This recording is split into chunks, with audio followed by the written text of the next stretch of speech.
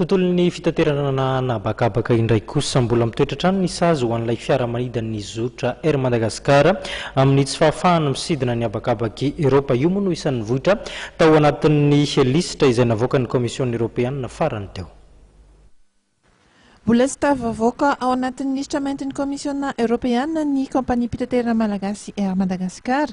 Ny 10 aprily lasa teo no namoaka ny lisitra ireo zotra mpiara-manidina izay tsy afaka makany Eropa ity komisiona ity.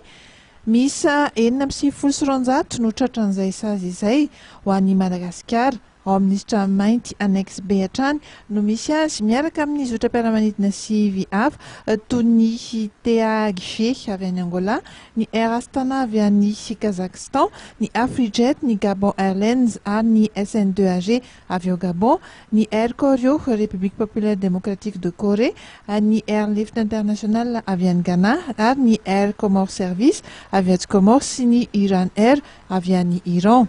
Avy amin'ny firenena 20 ireo zotra mpiara-manidina ireo ka anisan'ireny ihany koa ny avy ao Liberia, Mozambique, Népal, Philippines, Sierra Leone, Soudan ary Zambie. Tamin'ny lisitra izay navoakan'ny Komisiona Eropeanina ny alakamisy teo dia firenena roa no tafavoaka izany ary nahafino indray ny fepetra ahafahany misidina any Eropa dia ny zotra ny kompania avy any Swaziland sy ny Cebu Pacific Air avy any Philippines.